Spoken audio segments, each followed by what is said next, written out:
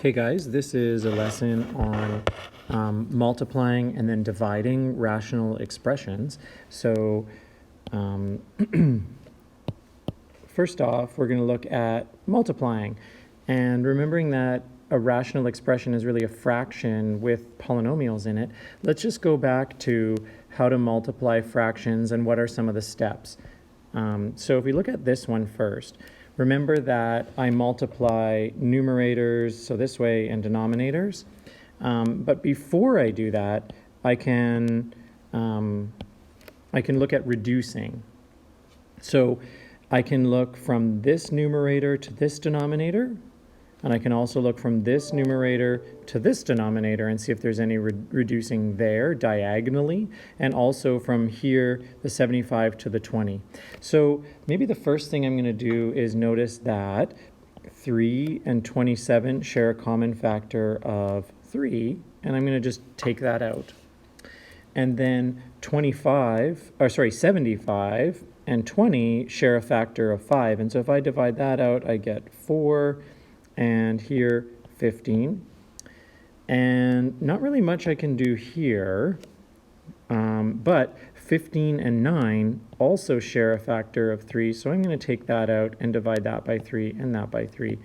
And now I'm going to multiply numerators and denominators and end up with 5/12.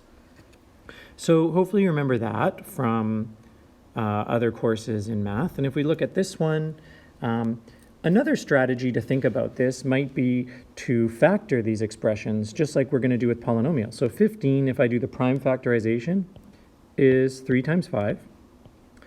And 40 would be 8 times 5, which looks like that, times 4, 2 times 2, over 25, which is going to look like that, 5 times 5. And now I can just see what can I cancel that's identical in the numerator and denominator, like that. For example, these 2's with those ones. And now there's not really much else I can do. So I have a 3 left over in the numerator, and in the denominator I have 25 times 2, which is 50. So there's my answer to that multiplication. So now here I put that the multiplication of rational expressions involves the same principles. So we're going to look at factoring and then canceling. Numerators are multiplied and simplified as are denominators, but the difference is that we're going to include NPVs in our simplified answer. And when do I do the NPVs? Right here, NPVs, before canceling. I don't want to miss any of them out. So let's look at these examples here together. So in the first one, I have 4x squared over 3xy times y squared over 8x. So if I think about the number part first, I'm going to cancel 4 on 8 and call that 1 over 2. So I already know in my reduced form that I'm going to have 1 over 6. And I'm also just realizing that I broke the rule I just mentioned, which is stating NPVs. So if I state those, this x and this y cannot equal 0. And then I have another x in that denominator, but I've already taken care of that there. So we want to do our NPVs. There's not really much factoring I can do in this expression, so now I'm going to go directly on to the canceling. X squared, this whole thing is going to cancel that x and this x. Y squared, I'm going to change that 2 to a 1 and get rid of this y down here. So it looks like I just have 1y over 6, such that x cannot be 0 and y cannot be 0. And you would say, well, x isn't even in there anymore in my simplified answer. And I would say, yep, but I'm still going to write that non-permissible value along with my simplification. And now here we have another one that has actually a factoring step. So hopefully you noticed here that this is a difference of squares. And again, there's a hint as to how to factor it, as there often are in these questions, in this denominator. So I have 2 over w minus 3 times w plus 3 w minus 3, which are the factors of this difference of squares over 4w. And my NPVs, w cannot equal, over here, 3. And this other w in the denominator, 0. So I'm going to include these in my reduced answer at the end. So now I look back at this step. I factored expression. And now I'm going to see what can I reduce. Well, I have a 2 and a 4, so I'm going to make that a 2. And so I know I have 1 over 2. And then I have a w minus 3 and a w minus 3, which cancel out. I cannot reduce this w with that one. I need to have exactly this binomial. So I've got up here w plus 3 over 2w and comma. W cannot be these guys.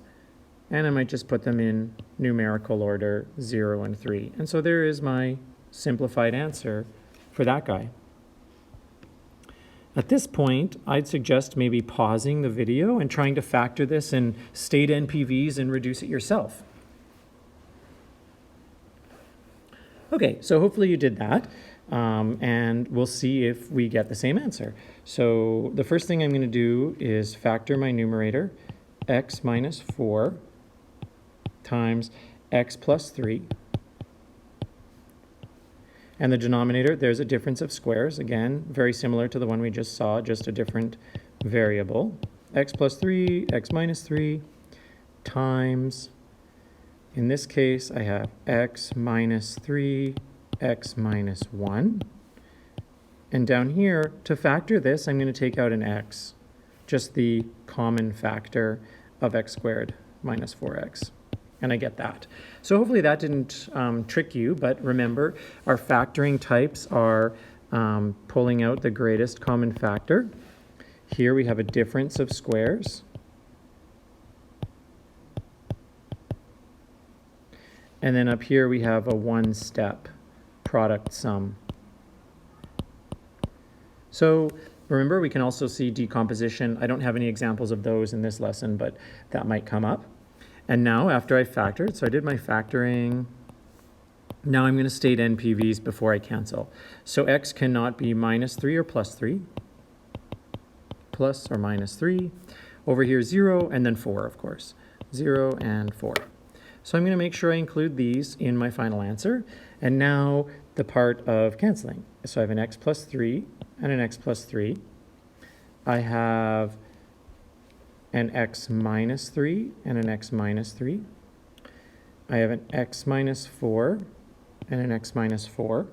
And so this one, a lot of things cancel, and I get x subtract 1 over x, such that x cannot be plus or minus 3, 0, or 4.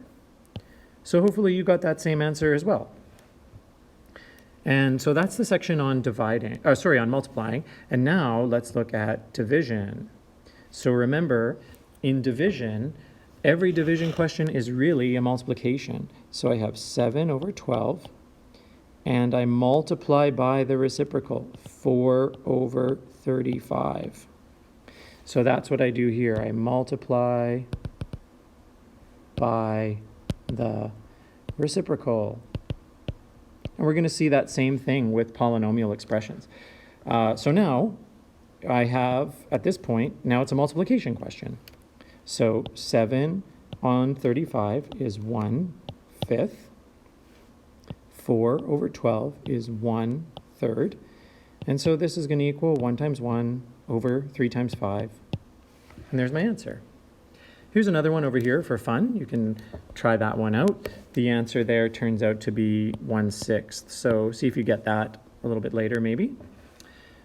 Now, when dividing rational expressions, there are sometimes new NPVs that must be included with the simplified answer. So this is really like the trick to division, is remembering those new NPVs and keeping that in mind.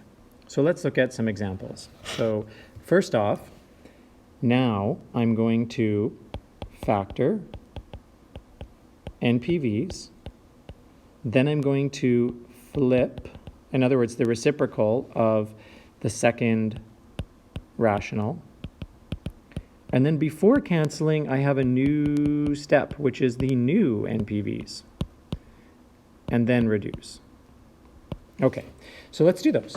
This one doesn't have a lot of factoring to do, so I'm going to have 3x squared over y times, and now I'm going to flip this, y squared over 9x. And now you can see, in this first expression, my NPV is y cannot equal 0. And now if I look at this, my new one is that x can also not equal 0. So that's what I mean by a new non-permissible value. So we have to watch for those. And now I've done my NPVs, I flipped the second rational, I found my new NPVs, and now I'm just going to reduce. So 3 on 9 is 1 over 3. And I have an x squared over an x, so I'm going to get rid of that, make that a 1. And a y squared over y is going to become, so xy on 3, such that x cannot equal 0 and y cannot equal 0 either. And that's what I have for the first one, right there. So that is my division without really having to do any factoring. So what I would say to do in this example here now, if we just clear ourselves some space, start by factoring, then state the NPVs. So factor it as is, state the NPVs, then flip this guy here, state the new NPVs, and then cancel. So maybe this is a point to pause and try that. Okay, so what I would do here is say that this is x plus 2 times x minus 2. In the bottom, I'm going to take out an x and have an x minus 4 divided by x plus 3 x minus 2 over x plus 5 x minus 4. So that is just the factored form of the expression as it was. So I'm going to say over here, x cannot be 0 and 4, and x cannot be negative 5, and then also 4 again. And now I'm just going to copy this out, x plus 2, x minus 2. But now over here I'm going to change it to multiply, and the x plus 5 and the x minus 4 in the numerator. And now this is in the denominator. And now I have two new non-permissible values. So into this list, I need to add negative 3 and 2. And now the fun part of canceling off everything. So just going to clear this out of here so I have a bit more space. There we go. I have an x minus 2 with an x minus 2, an x minus 4, and an x minus 4. And that looks like everything. So my simplified expression will have an x plus 2 times an x plus 5. Those two factors that I didn't cancel. And in the denominator, an x, this guy, and an x plus 3. And there's my simplified answer, such that x cannot be all of these things I listed. So negative 5, negative 3, 0, 2, and 4, if I write them in numerical order over there. And this would be your simplified answer to that question. So here's two more for you to try. So why don't you try those on your own? Pause the video here, give those a shot, and then I will give you the answers.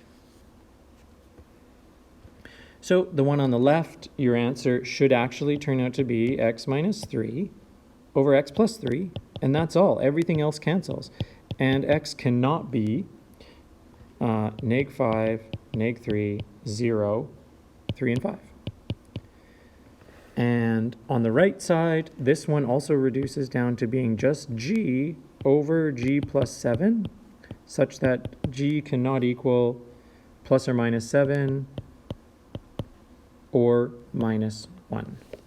So remember, this one was a division question, so look through your work and see if you missed any of the NPVs there and this one was a multiplication question, so this one's a little bit easier. They both kind of have ugly factoring. So that is multiplying and dividing with